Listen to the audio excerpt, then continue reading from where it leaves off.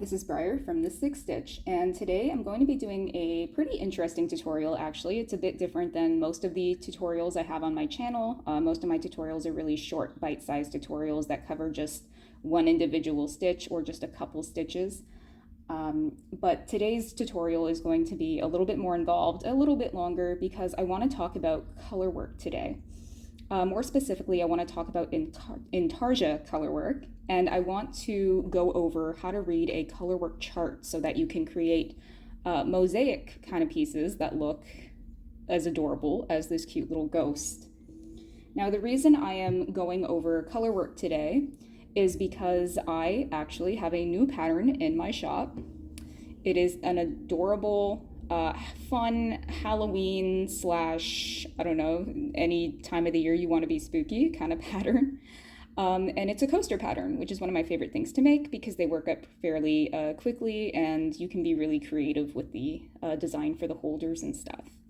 So this is one of the coasters in my new pattern. He's adorable. He's a cute little ghost.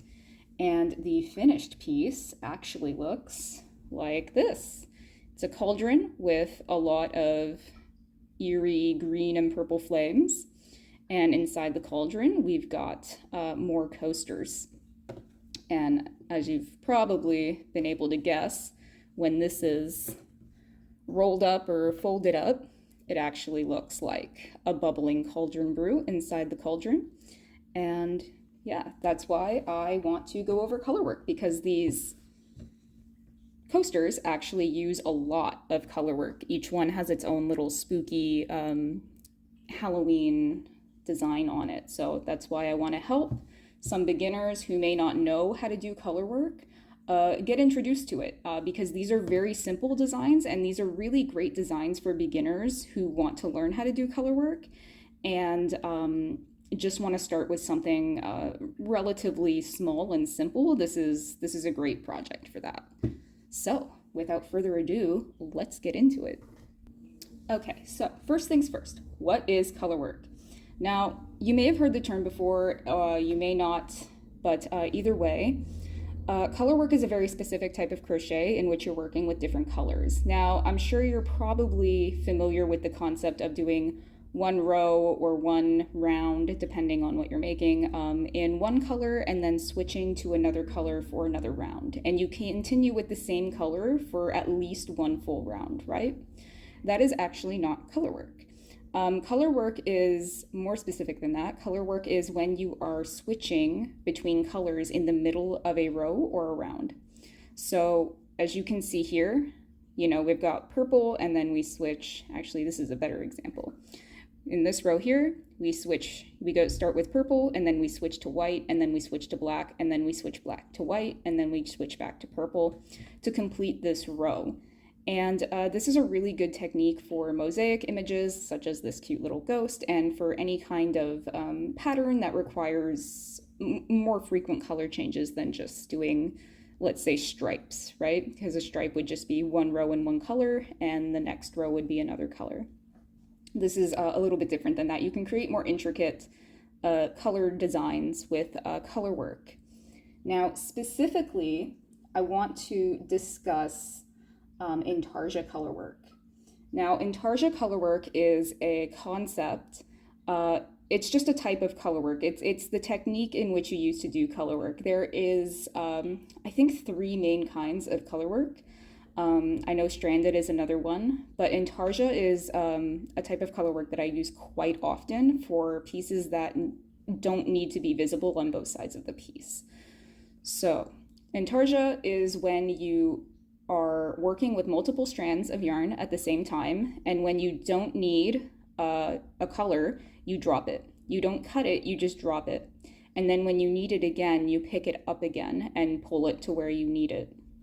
Now, that's a little hard to visualize, I know, but it will look much clearer once I flip this guy over. You can see what I'm talking about back here.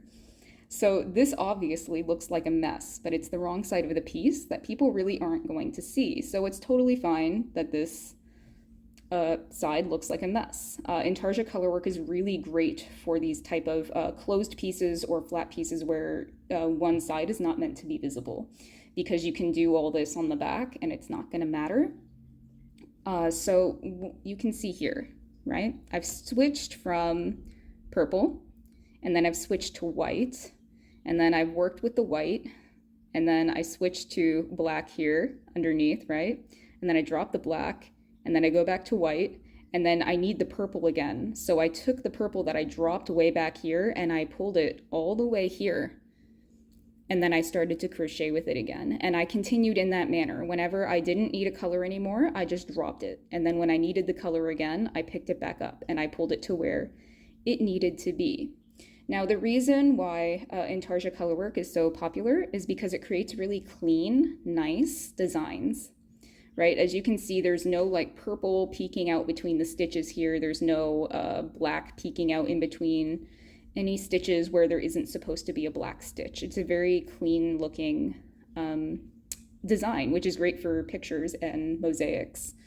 So that's why Intarsia Colourwork is the best for that type of design. If I were making something like a blanket or just, you know, anything that needed to be visible on both sides, I would not use Intarsia Colourwork. I would carry my yarn. But that is a topic for another tutorial. We're just going to focus on Intarsia Colourwork today. So that is Intarsia Colourwork, and that is generally how you do colorwork. So one thing that you need to know when you are crocheting with Intarsia Colourwork is when you pick up your new color, you don't want to pull it too tightly. As you can see, these horizontal lines are very uniform. Right? They lay very nicely against the back of the piece, but they don't pull the piece and scrunch it up, right? So that is what you want. So just be aware of that when you're doing Intarsia crochet, is that don't pull, when you pick up your yarn again and you pull it across, don't pull it so tightly that you create, you know, misshapen, scrunched up pieces. It should just lay nice and flat against the back so that the piece retains the shape that you intended it to have. In this case, perfectly flat. All right, so now that you know a little bit about colorwork and a little bit about Intarsia Colourwork, I want to go over a couple concepts that will make your life a lot easier when crocheting these coasters. Now, I have a piece kind of pre-started here. As you can see, I've got my first 3 rows done. I'm going to pull this out a little bit so I don't lose my loop. There we go. I've got the first 3 rows done, and I can tell that this side of my piece is the right side of my piece, and if I flip it over, this side of my piece is the wrong side of my piece. Now, how do I know that? Well, since I am right-handed, I crochet in this direction, which means I started my foundation chain here, right? Because I made my foundation chain and then I crocheted back into my foundation chain, and then I continued like this, right? Across each time. So that is how I know that this is the right side of my piece, because my yarn tail is on the left side. If I am right-handed, then my yarn tail that I started with will be on the left side of the piece. And when I am on the wrong side of my piece, it will be on the right side. If you are left-handed, you will reverse this. So you crochet in this direction, which means you would have started your piece here, right? And you would have crocheted like that, right? So that means that your right side would be on the right. So it's actually reversed. So an easy way to remember is if you are right-handed, the right side of your piece, the yarn tail will be on the left side. If you are left-handed, the right side of your piece will be the yarn tail on the right side. Got it? Got it. Now, why is this important with flat pieces? Because, you know, they look the same on both sides. What's the big deal, right? You can use either side. Well, yeah, sometimes you can. But with colorwork, it's a little bit different. You have to know, it's so important to know what side you're working on, because your right side needs to look like this, and your wrong side needs to look like this. So you need to stay consistent throughout the entire piece as to where you are crocheting and making your stitches. You need to know exactly where the mess needs to be and where the nice side needs to be. now that you have some background in all of these concepts, you're going to need to know how to work a color chart. Now, it's very, very easy. I know people look at color charts and they're like, what the heck is this? Because it's just a bunch of grids and squares and they don't know how to deal with it. I will show you how to deal with it. It's very, very easy, actually. So this is what a color chart looks like. Now, my pattern for my coasters has both a written pattern and a color chart. There's a very good reason for that. The reason being is that this is actually circular and not square like normally. So instead of starting your piece like here at the corner, you actually start it here and then you make increases. And so the written pattern helps you know where to increase to create the circular shape. These basically don't exist. But before we get into all of that, I want to just show you how a colorwork chart works in general. So like normally, if you are not crocheting a specific type of shape or like a circle, right? If you're just doing a square, it's important to know that first before you start. Sorry for the ring light on reflection. I'm trying to hold it at an angle so that you don't get it. You don't get that reflection. But see here, a color chart has your rows, right, all the way up, and then it has your stitches across. So this is a 20 by 20 color chart. So your first row starts here, right? And if you were left-handed, it would be reversed. You would start here. But I am right-handed and my chart is labeled as such. So I would start crocheting here, right? And I would make my foundation chain, which does not count in a color chart. So it's very important to know that. Your foundation chain does not count at all. It's just the foundation where you put your first row in. So your first row is actually the row of stitches you put into your foundation chain. The foundation chain is not part of the chart. And that's just always standard when working with color charts. So that's a good thing to know. So I'm gonna make my first row after my foundation chain. I'm gonna crochet into my foundation chain here. And then I'm gonna go all the way across. And then I'm gonna chain one and churn like I normally do with rows. And then I would start row 2 and I would crochet all the way across here, chain 1 and churn, crochet all the way across here, chain 1 and churn, crochet up to here, right? And so this is where crochet charts come in really handy for color work. You can clearly see the design you're trying to make here, right? You can obviously see that this is a circular shape with a ghost in the middle and it looks very cute. And this is exactly, it's a very good visual reference of where you need to make your color changes. In a written pattern, it can get very long and complicated to write out, okay, switch to white here, switch to black here, switch to this, switch to that. I do have that out in my written pattern, so if you need it, it's there. But I want to show you how to use the color charts that I've included in my pattern because they're just so helpful. They're so helpful for visualizing what you're doing. So we're going to start our first row, right? And we make 3 stitches here. This is actually an increase here because we're going up 1. But again, the written pattern is better for that. I will go over the written pattern and why you should refer to it even if you are referring to this. Because it's just better for making the shape. The written pattern is better for making the shape. The color chart here, what I'm showing you, is better for knowing where your color changes go. So it's good to have both and refer to both, which is why I included both in my pattern. So we're gonna make these stitches and then we're gonna switch to white and the 4th stitch. And then we're gonna make 3 purple stitches and then we're gonna switch back to white for 2 stitches. And then we're gonna switch back to purple for 3 more stitches. Then we're gonna switch to white for a stitch. Then we're gonna switch back to purple for 3 more stitches. Then we're gonna chain 1 and churn. We're gonna continue in this manner all the way up the chart until we are done the piece. And when you are done, if you have placed all your stitches correctly, you will have this adorable, cute little ghost coaster. And there are 3 more patterns like this in my pattern. I have a pumpkin pattern, a bat pattern, and a witch hat pattern. The ghost and the bat are completely symmetrical, which makes it really nice and easy.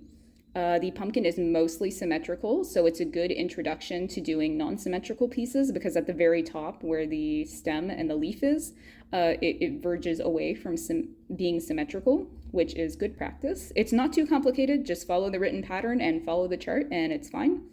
Just put the stitches where they're supposed to go on the chart and in the written pattern. So it's not complicated at all. But the witch hat is very non-symmetrical, so you will get really good practice with doing non-symmetrical designs with that coaster. So that's why I included it like that. I wanted to do a pretty nice, easy beginner one. I know this looks very complicated, but it's really not. This is a pretty nice beginner one because it's completely symmetrical on both sides and it's not too many colors. There's 3 colors in total in this coaster. So none of them are super, super complicated, but some of them use a little bit different techniques, which is kind of fun. So they should all be okay for a novice crocheter or a beginner crocheter who is really good at picking up new concepts. So if you've watched this video and you understand it, you should be able to do these patterns without any extra help, even if you're a beginner, even if you've never done color work before. Okay, so now that we've gone over color work, Intarsia color work, the right side versus the wrong side of crochet, and reading a color chart, you have all the basic tools that you need to do these patterns or to do any kind of color work pattern. Now, let's get into my coasters specifically. So you can see, actually, I have a couple. I have the pumpkin right here. The other 2 are in the coaster. So you can see here that I've got an adorable pumpkin. He's super cute. I've got an adorable ghost. He's super cute. It's more spoopy than spooky, which is kind of my vibe for Halloween. I don't like things to be too scary. I like them to be kind of like fun scary. So that's most of my color work designs. I have seen some incredible, super eerie crochet projects out there though, which are awesome. But this is more my style, my personal style. So you can see here that these are circles, and I've talked a little bit about this before, that these are circular shapes, and so you won't be using the color chart in the same way that you would use a color chart typically, because a typical color chart is just a square or a rectangle. It's, you start at one end and you go to the other end. These, you actually will be pretending the black corners in the color chart that you just saw don't exist. And so you'll be starting kind of mid-row for some of these until you get to the widest part, which does actually go all the way across the chart. Now, this is actually not very hard. I know it can seem that way, especially if you're new to using charts, but that's why I have a written pattern as well. So you can refer to both. You will be doing increases all the way up to the midpoint, right, where it stretches out to the 20 stitches, which is the full width across. And then you will be making decreases all the way back up here. And it's the same number of stitches as you see in the color chart and in the written pattern, but you're just making the increases and decreases to create this shape, this circular shape. Now, if you want to make square coasters, go right ahead and do that. It's totally fine. But I wanted to make circular ones. So that's why I really recommend using both the written pattern and the color chart, because when you're referencing the written pattern, it has all the increases and decreases written out for you exactly where they're supposed to go, and it's very easy for you to kind of like see and follow along. The color changes are also in the written pattern, so if you just hate the color chart and don't want to deal with it at all, you have that option. You can just crochet using the written pattern. But I find it's best if you use the written pattern for the shape of the piece, because it will tell you where your increases and decreases need to go, and referring to the color chart for your color changes in the middle of the piece. So that's why I have both in the pattern, and you can use both. You can use one or the other. It really doesn't matter. Whatever's easier for you. That's why I included both options, because I know everybody learns different and sees their crochet stitches differently in their heads. So that's why it's like that. Okay, so now you have all the tools you need to be able to create these really fun Halloween design coasters. You know the concept of color work, you know the concept of Intarsia Colourwork, you know how to read a crochet chart, and you know how to tell the right side versus the wrong side of your piece. That's pretty much everything you need. Now, in case you need a visual reference, I'm going to be working with a pre-started piece I have here. So as you can see, I'm going to be doing the ghost because the ghost is what I've been showing you throughout this whole video, so I think it's easier for you to see. I've got my 3 rows here of just standard purple stitches, no color changes, no color work going on, right? The 4th row is the first row where I'm going to be doing some color work. So I wanted to do a row on both sides of the piece, so 2 rows in total, just to kind of show you how Intarsia Colourwork looks when you're actually doing it. I know that, you know, having somebody on YouTube talking at you and just like, you know, showing you charts and graphs and things, you know, it could go over some people's heads if they're a hands-on learner. So this is kind of for you guys just to help you visualize all the stuff I've been lecturing you about. So now we're going to start row 4. So to start row 4, we chain and churn like we do all the time, always, when we crochet in rows. And I'm going to crochet using my color chart, but you can use the written chart if you want, that's no problem. Or the written pattern, not the written chart. And I'm going to crochet until I get to a point where I need to change colors, and that is about right here. Now before I do anything, before I change any colors, I need to see what side of the piece I'm on, right? Now I am right-handed, and the yarn tail from when I started my foundation chain is on the right side. What does that mean? That means I'm actually on the wrong side of my piece, but that's okay. It's not a problem to change colors on the wrong side of your piece. In fact, you will be doing it half the time, every other row when you change rows. So it's no problem to change colors on the wrong side of your piece. You just need to know that you are on the wrong side of your piece, because this means this is the side where you want all of your yarn tails to be. So instead of laying my yarn tail down behind me or on the opposite side away from me like you normally would in crochet, I'm laying it down towards me. Now I'm going to grab my white yarn, which is the color I need to switch to now. And again, this is just a normal color change. There's nothing special about the color changes themselves. You change colors the way you normally would any other time.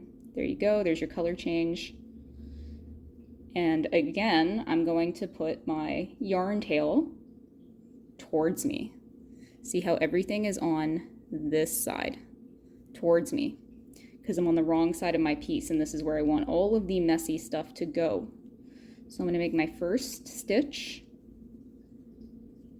like that, and again, I'm going to drop my yarn towards me. I'm on the wrong side of my piece, so it's towards me.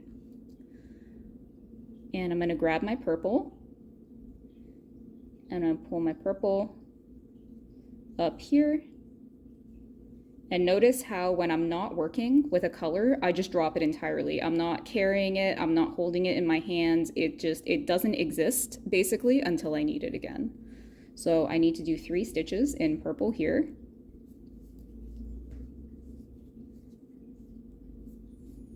Okay, I'm on my 3rd stitch, and again, lay the purple towards me, and I'm going to grab my white again. And notice when I grab my white and I pull it over, I'm keeping my tension snug but not tight when I pull the yarn over. And I'll show you what I mean here. Right? So see how the yarn lays nice and flat along the back of the piece? I'm not scrunching it really tight like this, right? Because it's creating a misshapen piece. When I do that, it's going to be all wavy and scrunched up. I don't want that. So when I pull my new colors over, I just lay it nicely on the back of the piece so that it lays flat. It's not like all loose and hanging, but it's not too tight that it's misshaping the piece. And I'm going to do 2 white stitches because that's what the pattern calls for. And again, I'm going to lay my yarn towards me. And I'm going to pull my purple yarn back because I need it again. And again, 3 stitches.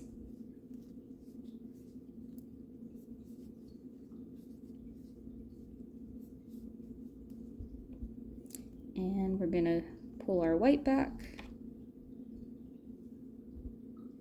And notice everything is on this side. So it looks like a mess, but when we turn it over, it will look nice, because we want the wrong side of the piece to be the messy side. And now going to move back over. And sometimes your yarn will want to fall to the opposite side, but just make sure it's pulled towards you and not away from you.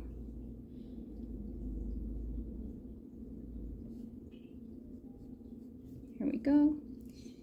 And we are finishing off our row with 3 stitches, which in this row would be 1 stitch and then an increase to widen the piece. Now, in the written pattern, you'll know exactly where your increases and decreases are because it's written out for you. So that's why I have both. All right, and I did my chain 1. Now look at the front of the piece, right? It looks really nice, really neat, really cute little V stitches. Everything is where it's supposed to be, and it just looks really nice and clean. And in order to do that, we had to make the back kind of messy, but you can see that that's how it works. Now I'm going to crochet on this side of the piece. So we chain and churn. I've already done my chain stitch.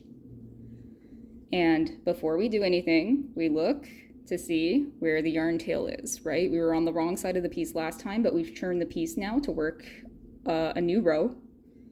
So that means we are on the right side of the piece. I'm right-handed and the yarn tail is on the left. So I'm on the right side of the piece, which means it's super easy to make color changes.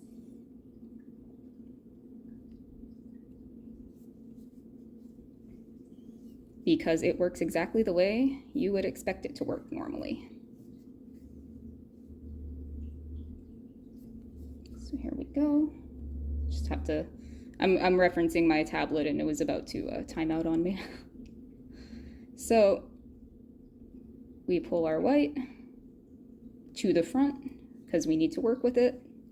And you can see that because I'm on the right side of my piece, I'm laying everything to the back like you normally would in crochet. It's no different, right? So it's just normal.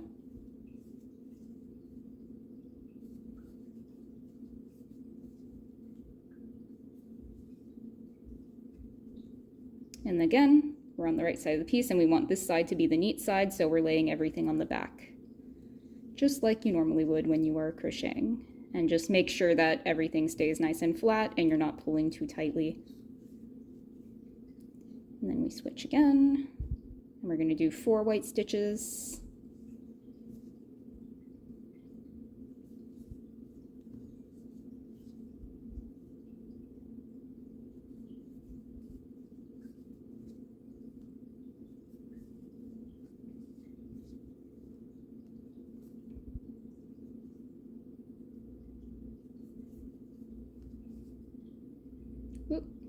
Sometimes I forget that I have to switch colors beforehand, like in the stitch before. And I get a little overzealous like that, so sometimes I have to undo it. But there we go, and we're gonna switch colors again. I'm gonna do a purple stitch.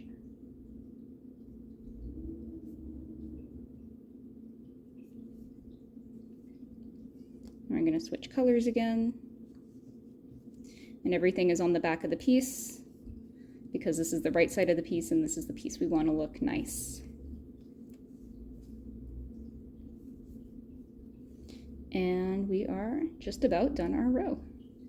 And again, when you pull the purple over, or when you pull any color over, just make sure it lays flat.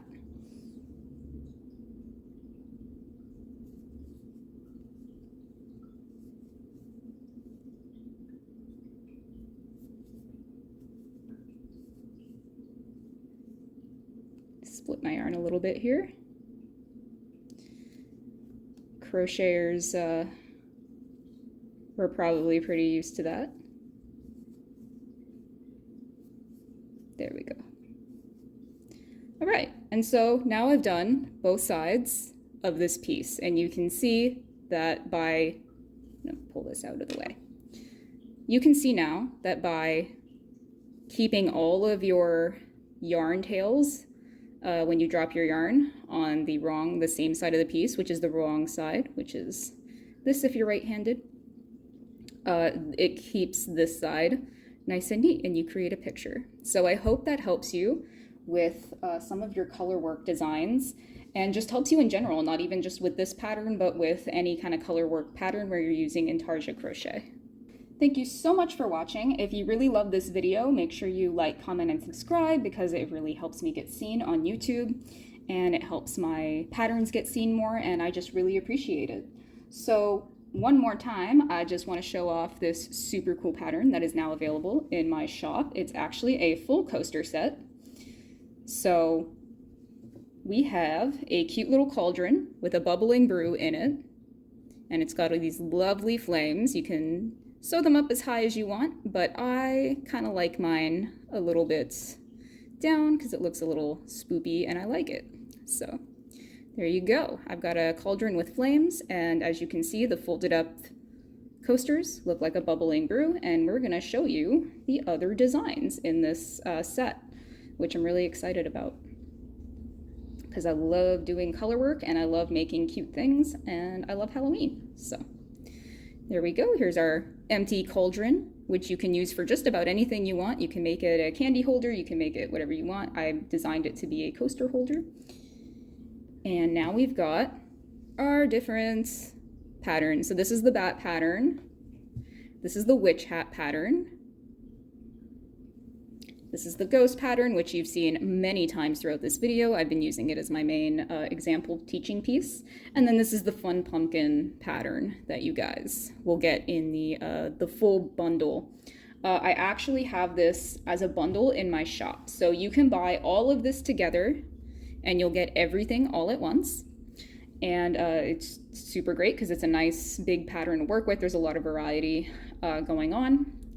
So you get everything all at once at a bit of a discount as opposed to buying things individually, because I also have this cauldron pattern as an individual pattern. Like if you don't want the coasters, if you find it too complicated but you like the cauldron design and you want to use it as a candy dish or something, you can do that and just buy the cauldron. And then each of these patterns is its own pattern. So perhaps maybe you like the cauldron and you like maybe like one or two of these patterns, these coaster patterns, but you don't want the the ghost and the jack-o'-lantern, or you don't want the witch hat, or whatever it may be that you don't want. You can actually customize your order that way by buying things separately if you want, but you can also get it all together if you prefer, and you get a bit of a discount that way if you buy it all together as a bundle. And one thing I just want to point out before I leave you guys is this border, this bobble stitch border. I didn't go over that in this video, but I will go over that in another video. So I will link to that video in the description below as well as my Etsy shop where you can purchase this pattern. So yeah, that's everything you need to know about color work. That was a long video, I know, but I hope it was helpful. So thank you very much for watching, guys. I'll see you in the next video.